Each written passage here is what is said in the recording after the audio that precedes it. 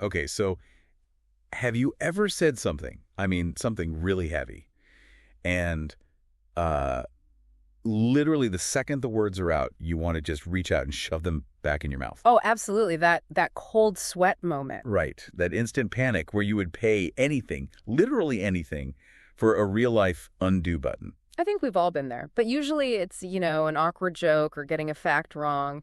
It gets so much more terrifying when it's about, well, matters of the heart. Exactly. The stakes go from awkward to, like, nuclear. Yeah.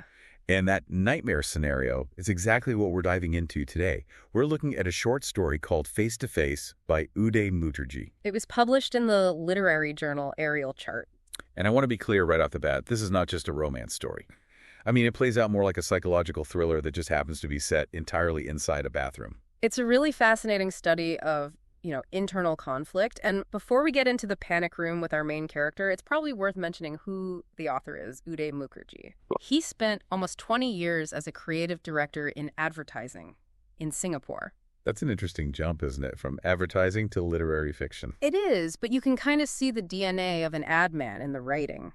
I mean, advertising is all about economy of words, right? Creating a whole mood with one image or a tagline. Sure, making it immediate. Exactly. And Mukherjee, who also wrote award-winning books like Love, Life, and Logic, brings that skill here. He doesn't need pages to tell you a character is anxious. He just shows you the sweat on the mirror. It's very visual. So our mission today is to really unpack this deep dive into what some people call relationship phobia. We're going to look at how we process vulnerability and specifically how we talk to ourselves when we're scared. Because the protagonist, Michael, he isn't just thinking. He's having a full-on conversation with his reflection. This mirror self, it's a brilliant device. It really is. It's a way to show the internal struggle instead of just telling us about it. Okay, so let's set the scene. It's nighttime. We're in a bathroom, and our guy, Michael, is on the edge of the bathtub, and he is just hyperventilating. He's a mess. Sweating, heart pounding, total panic. And in the very next room, his girlfriend, Melinda, is completely asleep.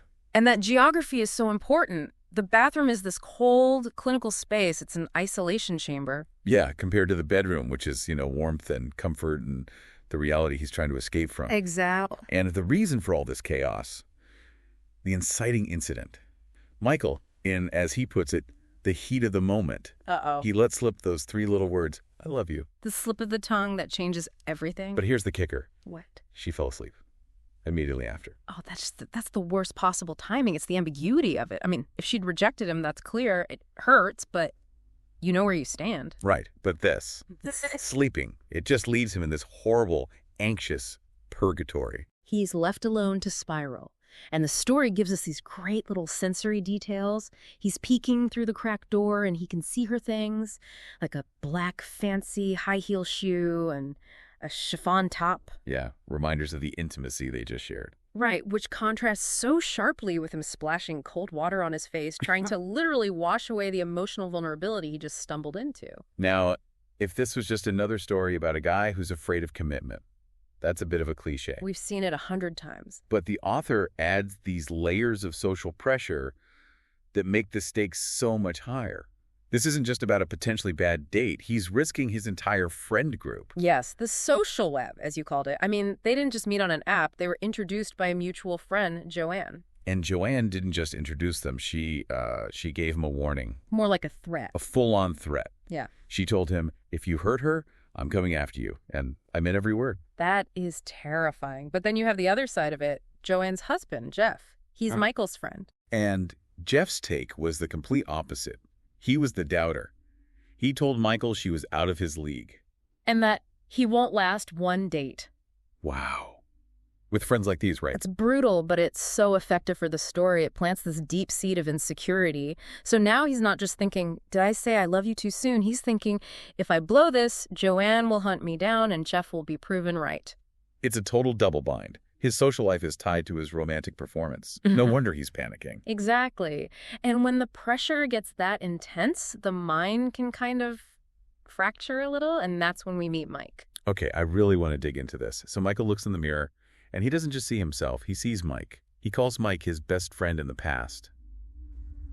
Is he Is he having a psychotic break here? Well, it's actually a pretty common coping mechanism, though maybe not this vivid for most of us. Psychologists call it self-distancing. Self-distancing. Okay. Yeah, when we're overwhelmed by emotion, what they call hot cognition, we can't think straight. So we create a distance perspective or cool cognition to process things. So Mike, the reflection, is basically his rational brain trying to get a word in edgewise. That's a perfect way to put it.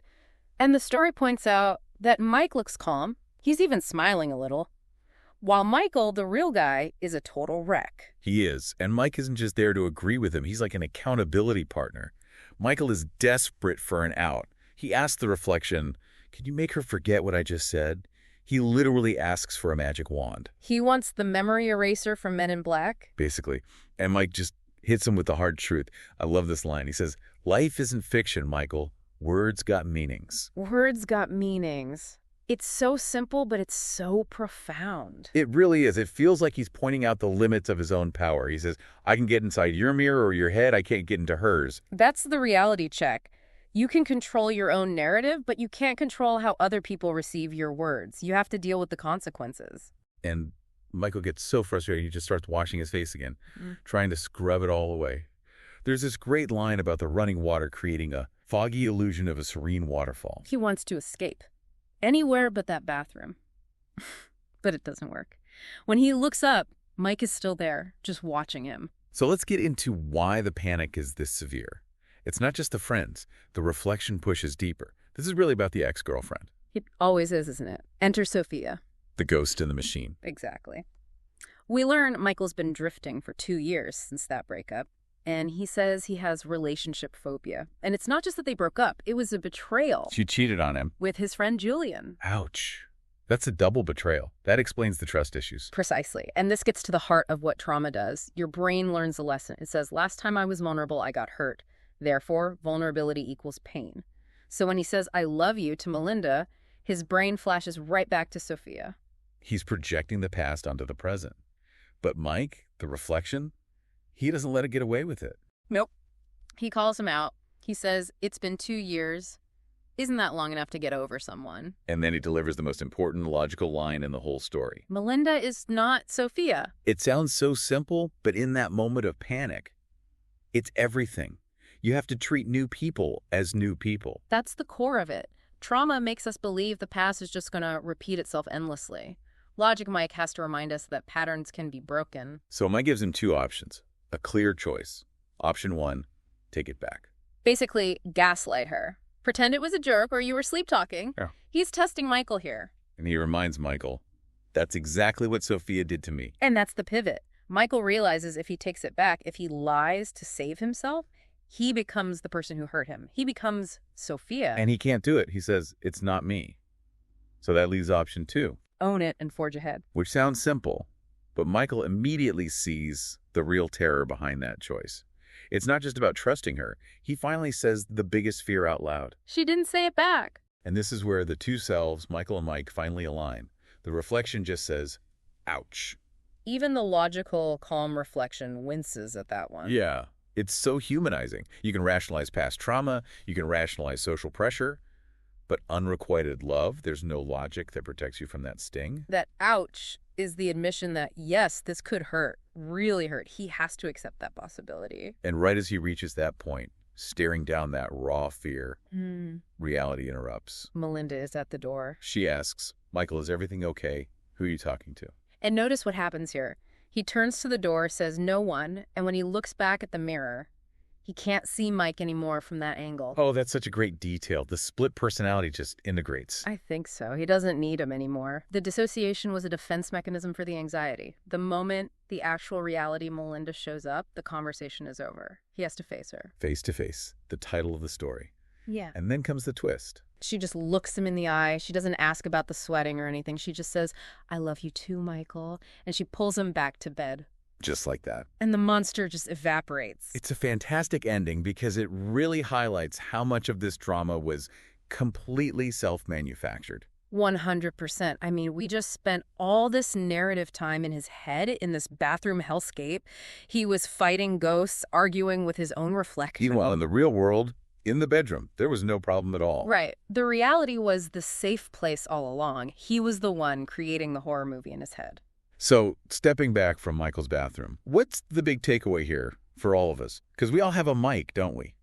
That voice in our heads. We absolutely do. And I think the story works as a kind of mirror for the reader. We talk about commitment issues like it's this fixed personality trait, but the story shows us the mechanics of it. It's a dialogue. It's an argument you're having with yourself. It's a courtroom drama in your own mind. Exactly. And the prosecution is bringing up old evidence, like Sophia, to try and convict your current situation. Mike is the part of us that knows better, the part that knows Melinda is not Sophia. The real challenge is who you listen to. It's also about accountability, right?